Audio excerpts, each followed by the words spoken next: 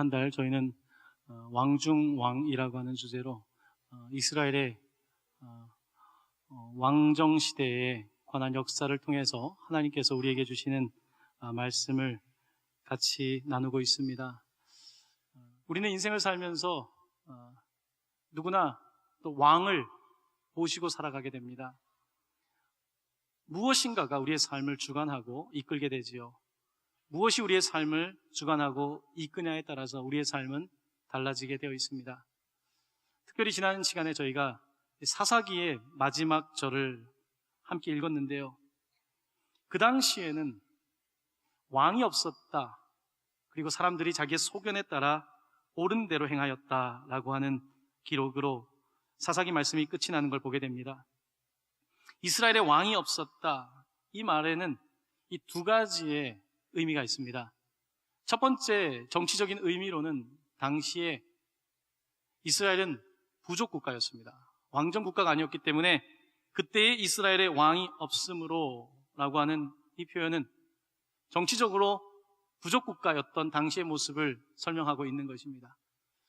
두 번째 정치적인 의미가 아닌 신학적인 의미가 이 구절에는 있습니다. 그때 이스라엘에 왕이 없으므로 라고 하는 이 표현은 그때 이스라엘에 하나님께서 왕이 되심에도 불구하고 이스라엘에 왕이 없었다.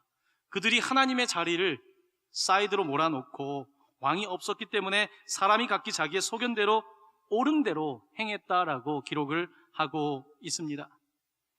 하나님께서는 이스라엘에게 직접적인 통치, 직접적인 다스림을 통해서 이스라엘이 세상의 많은 나라들과는 다른 나라로 서 있기를 원하셨습니다. 하지만 이스라엘 백성들은 우리도 다른 나라들처럼 왕을 달라, 우리도 왕정 국가로, 정치적 이유로 더 발전된 제도인 왕정 국가를 달라고 요청을 했습니다. 그때 마지막 사사였던 사무엘은 안타깝게 너희들이 왜 왕이 있는데 왕을 요구하는가 안타까워하면서 하나님께 그 사실을 아뢰습니다.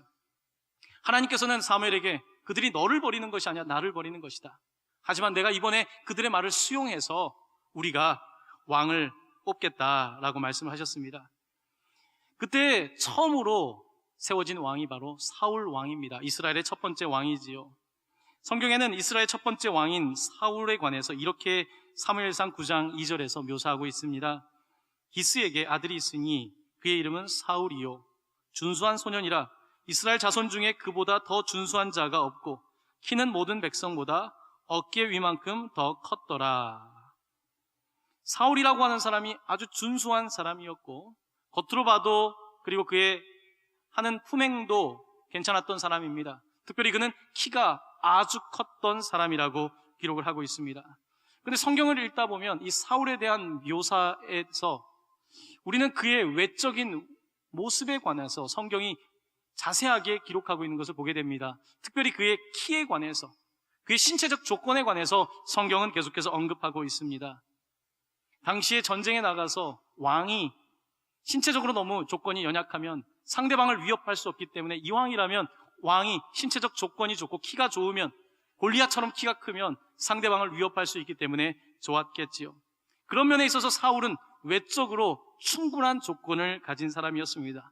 하지만 그는 내면 세계에 있어서는 조금 문제를 가지고 있는 사람이었지만 그럼에도 불구하고 그는 하나님을 의지하면 충분히 왕으로서 왕정 국가를 이끌 만한 능력의 사람이기도 했습니다.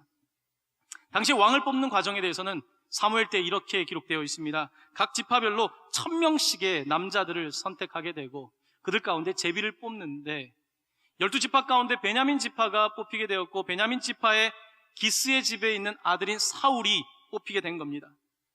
그런데 이 사울이 이 제비 뽑기를 통해서 뽑히고 하나님의 선택을 받았는데 성경은 이렇게 기록하고 있습니다. 사람들이 그를 찾는데 그가 어디에 숨어 있었는데 짐 보따리가 많은 곳에 숨어 있었다는 겁니다. 키가 큰 이렇게 외적인 조건이 좋았던 사람이 짐 보따리 뒤에 숨어 있었다라고 성경은 기록하면서 어쩌면 그가 키에 비해서 상당히 소심한 사람이 아니었는지, 그가 신체적 조건에 비해서 내적인 부분에 있어서는 연약함이 있지 않았는지를 우리에게 드러내고 있습니다. 특별히 사무엘상 10장 27절에는 상당히 흥미로운 한 구절이 이렇게 적혀 있습니다. 어떤 불량배는 이르되 이 사람이 어떻게 우리를 구원하겠느냐 하고 멸시하며 예물을 바치지 아니하였으나 그는 잠잠하였더라. 어떤 불량배가 이까지 사람이 어떻게 우리를 구원하겠는가, 이렇게 강한 이방 사람들 사이에서 어떻게 우리를 구원할까 말할 때에 이 사울은 잠잠하였다고 되어 있습니다. 어쩌면 그는 겸손했을지도 모르고 또 한편으로는 그는 조금 소심한 사람이었는지 모르겠습니다. 하지만 우리가 성경을 읽으면서 그는 겸손한 모습보다는 좀 소심한 사람이었다, 그의 내면 세계가 약했다라고 하는 사실을 깨닫게 됩니다. 이스라엘에 어떠한 왕을 세우는가는 참으로 중요한 일이었습니다. 결국은 누가 선장이 되는가, 누가 지도자가 되는가에 따라서 그 공동체의 운명은 상당히 영향력을 받게 되어 있습니다. 하나님께서는 사울을 선택하셨습니다. 그는 조금은 연약한 사람이었지만 그는 충분히 왕이 될 만한 좋은 조건을 가지고 있었는데, 그만 그는 이 좋은 조건을 가지고 있음에도 불구하고 좋은 왕이 되기보다는 실패의 길을 걷게 됩니다. 그래서 오늘 설교의 주제가 비극의 왕입니다. 비극적인 결말을 맞이했던 왕의 이야기입니다. 그가 왕이 될 때에 왕의 준비가 많이 되어 있진 않았겠죠. 제비뽑기로 뽑았고 그가 얼마나 준비가 되어 있었겠습니까? 하지만 준비가 되어 있지 않다고 해서 그가 발전하지 못하는 건 아니죠. 처음부터 왕이 될 준비가 되어 있는 사람이 어디 있겠습니까? 그 자리에 가서 버티고 어렵지만 애쓰다 보면 한 단계 한 단계 더 발전하면서 왕이 되어가지 않겠습니까? 그런 면에 있어서 사울은 아쉬운 면을 많이 남깁니다. 부족한 면이 있었지만 조금 더 하나님을 붙잡고 조금 더 충성스럽게 나아갔다면 그가 충분히 이 왕의 자리에서 축복을 받을 수 있었을 텐데 결국은 그는 왕위를 빼앗기고 맙니다. 특별히 그가 실수했던 부분이 있습니다. 그것은 내가 왕이 되었지만 나를 왕으로 세운 분이 있다는 사실을 잊었다는 겁니다. 나는 이스라엘의 왕이지만 왕 중에 왕이 계신데, 만왕의 왕이 계신데 나는 이스라엘 다스리는 지금 현재 왕일 뿐이라고 하는 사실을 망각하기 시작했고 마치 그가 왕인 것처럼 생각하고 행동하기 시작했던 것입니다. 하나님께서 세우시는 왕, 하나님의 기름 부음을 받는 사람의 특징은 철저하게 하나님 중심, 사람의 중심이 아닌 하나님 중심이어야 되는데 그는 자기 중심으로 서기 시작했던 것입니다. 사울왕은 요즘 말로 하면 자존감이 조금은 낮은 사람이었던 것 같습니다. 자존감이 낮다는 말은 자신을 존중하는, 자신을 귀하게 여기는 그와 같은 마음이 낮다는 이야기입니다. 자존감이 낮은 사람들의 특징이 있지요. 타인의 시선에 영향을 많이 받는다는 겁니다. 다른 사람의 눈을 늘 의식하고 산다는 것입니다. 나를 스스로 존중하지 못하기 때문에 나를 드러내기 위해서 이것저것 더 과시하려는 욕구는 자존감이 낮은 사람들에게 나오는 태도이지요. 특별히 나에게 경제적인 능력이 충분하지 않음에도 불구하고 더 좋은 옷을 입으려고 하고, 내 경제적인 능력과는 벗어나는 차를 타고, 내 경제적인 능력과 벗어나도록 아이들에게 사교육을 시키고, 이런 것들은 어쩌면 내 안에 스스로를 존중하는 마음이 부족하기 때문에 외적인 모습을 통해서 그것들을 충족하려고 하는 인간의 욕구라고 할 수 있습니다. 자존감이 낮은 사람들은 자존심이 세다고 하죠. 자존심이 센 사람과 자존감이 높은 사람은 서로 반대에 있는 겁니다. 자존심이 센 사람은 어떻습니까? 누가 나에게 한마디를 하는 것, 누가 나를 무시하는 것 견디지 못하지요. 자존감이 강하다면 그까짓 것, 그 정도 말 충분히 넘어갈 수 있고 소화할 수 있으련만 자존심의 상처를 받기 때문에 그 말 때문에 붙잡혀서 넘어가지를 못하는 거죠. 자존감은 낮고 자존심이 센 경우에 해당되는 것입니다. 이 사울 왕은 그런 면에서 자존감은 낮고 자존심은 센 사람이었습니다. 그 이야기는 오늘 제가 말씀드렸던 이 아말렉과의 전쟁 이후에 한 사건을 통해서 볼 수 있는데요. 전쟁에서 그가 승리한 이후에 그가 어떻게 하냐면 사무엘상 15장 12절에 이렇게 기록하고 있습니다. 자기를 위하여 기념비를 세우며, 전쟁에서 승리한 다음에 기념비, 마뉴먼트를 세운 거예요. 내가 승리했다 자랑하고 싶은 거예요. 또한 아말렉과의 전쟁을 통해서 하나님께서는 모든 사람들뿐만 아니라 짐승까지도 진멸하라고 하셨는데 그는 아말렉의 왕인 아각을 살려두었을 뿐만 아니라 짐승들을 탈취물로 여겨서 이제 그것들을 이끌고 승리의 노래를 부르고 싶었던 거죠. 그는 사람들의 시선을 의식했던 사람입니다. 나는 왕이다. 나는 이런 전쟁의 탈취물들을 가지고 있는 사람이다. 내가 이 왕을 사로잡았다. 여기에 기념비가 있는데 이 기념비는 나의 승리를 자랑하는 것이다. 그는 이렇게 자기 자신을 높이려고 했지만 결국은 스스로 무너지는 인생을 살 수밖에 없었습니다. 그것은 그가 하나님을 높였던 것이 아니라 스스로가 스스로를 높이려고 했기 때문에 그는 인생의 왕의 가장 중요한 시기에 무너지는 삶을 살 수밖에 없었던 것입니다.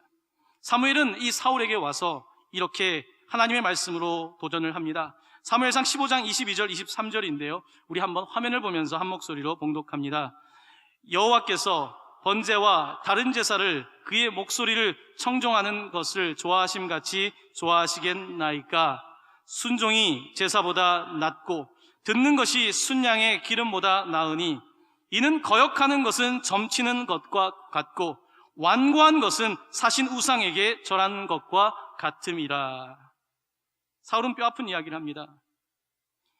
지금 드리는 이 제사, 이 탈취물, 하나님께서 원하는 순종보다 못하다는 겁니다.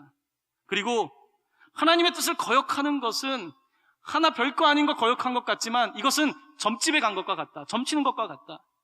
그리고 지금 당신이 이렇게 완고해지고 왕으로서 자존심만 세우는 이와 같은 모습은 우상에게 절하는 것과 같다. 당신의 완고함에 하나님의 자리가 없다라고 사무엘은 그에게 선포하는 것입니다. 사울은 자신의 실수를 깨닫습니다. 내가 실수했구나.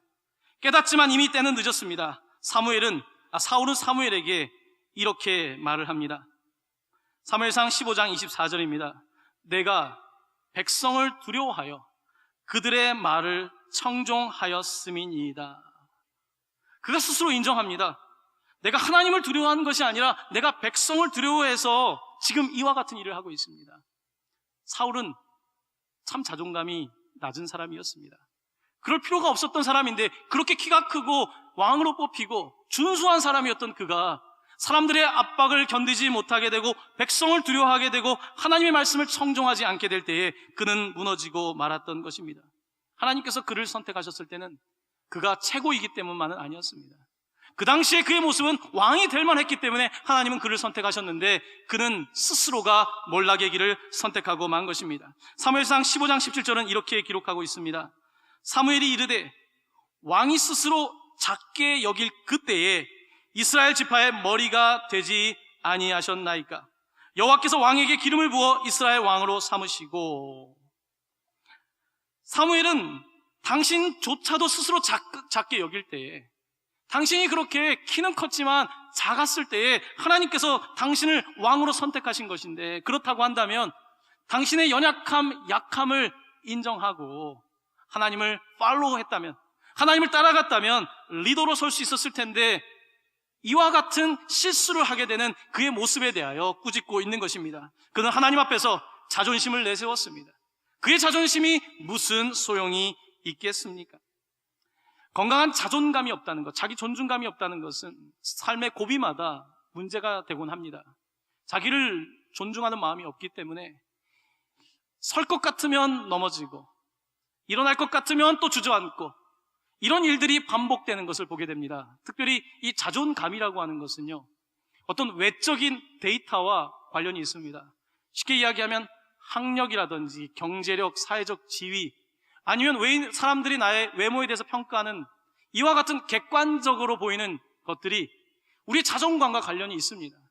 그래서 경제력이나 학력이나 어떤 사회적 지위가 높은 사람들은 실제적으로 자신의 외모에 대해서 오히려 더 높게 평가하고 있다는 거예요. 저 같은 사람 보십시오. 별로 키도 크지 않고 배를 잘 가리고 있지만, 하지만 외모 때문에 고민해 본 적이 별로 없습니다. 네. 자존감이 있는 거죠. 네. 자존심 버렸고 자존감이 있는 거죠. 네. 그런데 이 자존심만 세고 자존감이 약하게 되면 어떻습니까? 계속해서 이게 일어나려고 하면 자꾸 내가 줄어드는 거예요. 자신감 있게 한 발자국을 내밀어야 되는데 자꾸 발을 빼는 거예요.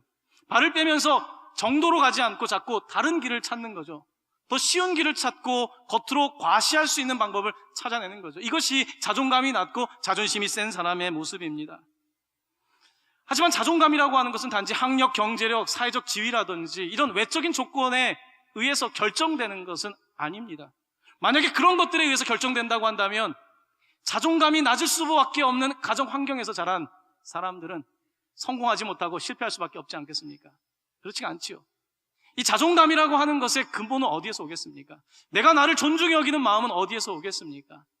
사랑하는 성도 여러분, 자기를 존중히 여기는 마음은 나를 창조하신 하나님으로부터 오는 것입니다. 나에 대한 자존감이라고 하는 것은 세상에 나를 평가하는 방식이 아니라 하나님께서 나를 보시는 그 시선을 통해서 생겨나는 거지요. 나 같은 죄인도 구원을 받고, 나처럼 별로 공부하지도 않았고 경제력도 부족하지만 하나님이 쓰신다고 하니까 나를 드릴 때에 선교사도 되는 것이고, 부족하지만 헌신할 때에 놀라운 일들이 일어나는 것 아니겠습니까? 이것이 하나님께서 우리에게 주시는 귀한 복입니다. 사울은 충분한 하나님의 복을 받았음에도 스스로가 무너지고 말았습니다. 사랑하는 성도 여러분, 여러분 하나님의 왕자입니다. 여러분 하나님의 공주입니다. 내가 그 생각을, 어린아이들이 불렀던 그 노래, 왕왕왕왕 나는 왕자다, 이것은 그냥 말이 아닙니다. 그 말을 내가 믿게 될 때에, 내가 그것을 받아들일 때에 비로소 나는 내 삶에 가장 강력한 힘을 얻게 되는 거죠. 그리고 그 힘을 통해서 우리의 인생을 더욱더 성공적으로 나아갈 수 있다는 말씀입니다. 자존감이 낮은 사람들의 특징이 있습니다. 자존심이 셀 뿐만 아니라 질투심이 많습니다. 질투하는 마음이 너무 큽니다. 특별히 이 사울 왕은 이 질투하는 마음이 생기기 시작했습니다. 그가 왕에 있을 때 다윗이라고 하는 한 젊은이가 그의 옆에서 머리가 아플 때에 수금을 연주했던 음악 치료사였던 이 다윗이 어떤 일을 합니까? 골리앗이 쳐들어왔는데 이 블레셋의 골리앗을 돌팔매로 그를 죽이게 되고 그의 주가가 연일 상승하게 됩니다. 사람들은 노래를 부릅니다. 사울이 죽인 자는 천천히요, 다윗이 죽인 자는 만만이다. 이런 노래가 이제 퍼지기 시작한 거예요. 아이들이 그런 노래를 부르기 시작하는 거예요. 이제 사울은 질투하기 시작합니다. 이제 질투의 화신으로 바뀌기 시작합니다. 이제 이 다윗을 보기도 힘든 거예요. 죽이고 싶은 거예요. 하루는 그가 와 있는데 그의 창을 던집니다. 이제 사울은 이미 다윗에게 지고 말았어요. 여러분 꼭 기억하십시오. 누가 끝까지 이기냐면 오히려 잠잠하게 자기의 자리를 지키는 사람이 이기게 돼 있습니다. 누가 지게 돼 있습니까? 열심히 쫓아다닌 사람이 지게 돼 있습니다. 열심히 폭언을 퍼붓고 위협을 하고 온갖 일을 하는 사람이 오히려 지게 돼 있어요. 게임의 원리는 그렇습니다. 오히려 승리하는 사람은 당당하게 하나님 앞에서 내가 부족하지만 그래도 나는 나의 의로움을 지킵니다. 당당하게 서 있는 사람이 결국은 승리하는 법 아니겠습니까? 결국은 사울은 점점 이제 미쳐가기 시작합니다. 질투심이 넘어서 그를 미쳐가게 하는데 성경은 이렇게 기록합니다. 여호와께서 부리시는 악령이 그를 번뇌하게 했다. 악령이 그를 사로잡고 번뇌하게 되고 밤에 잠도 못 자고 이제는 피해망상. 저 사람이 내 왕위를 뺏을 거야. 내 주변에 있는 신하들을 보면서 저 사람은 다윗과 결탁해서 나를 죽일 거야. 피해망상에 사로잡히기 시작하고 점점 그는 미치광이가 되어갑니다. 이것이 사무엘상의 사울에 관한 이야기들로 전개되고 있습니다. 이렇게 미쳐가던 그는 이제 국정을 돌보는 일, 군사력을 키우는 일에는 관심이 없고 오로지 다윗을 죽이는 데에 자기의 모든 전력 투구를 하게 됩니다.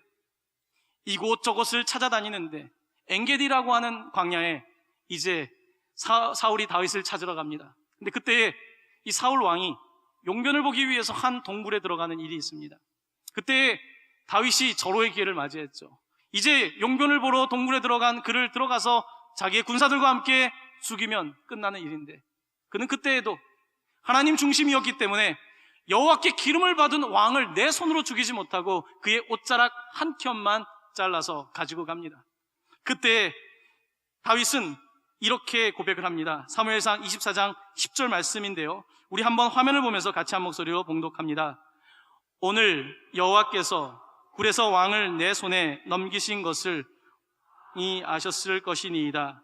어떤 사람이 나를 권하여 왕을 죽이라 하였으나 내가 왕을 아껴 말하기를 나는 내 손을 들어 내 주를 해하지 아니하리니 그는 여호와의 기름 부음을 받은 자이기 때문이라 하였나이다. 아멘. 다윗은 하나님 중심입니다. 내가 피해를 당하고 내가 억울함을 당하고 애매한 고난을 당하고 있지만 여기에 보복을 하는 것이 아니라 하나님이 기름 부으신 자이기 때문에 나는 손대지 않습니다. 이것은 내 일이 아닙니다. 하나님이 중심입니다. 하나님께서 하실 일입니다. 고백합니다. 하지만 사울은 정반대로 점점 미쳐가면서 하나님의 자리는 없고 점점 자존심, 완고함, 나만의 세계 가운데 사로잡히게 되고 이제 완전히 미치는 지경까지 가게 됩니다. 이러면서 당연히 군사력은 약해졌겠지요. 그리고 사울이 마지막 죽음을 당하는 오늘 본문에 전쟁이 치루어집니다. 블레셋 사람들과의 길보아 전투입니다. 자, 이 전투를 앞두고 이제 사울 왕은 주변에 아무도 없는 거예요. 사무엘도 떠났고 주변에 가까운 신하들도 미치광이가 돼가는 왕 옆에서 충신이 살아있겠습니까?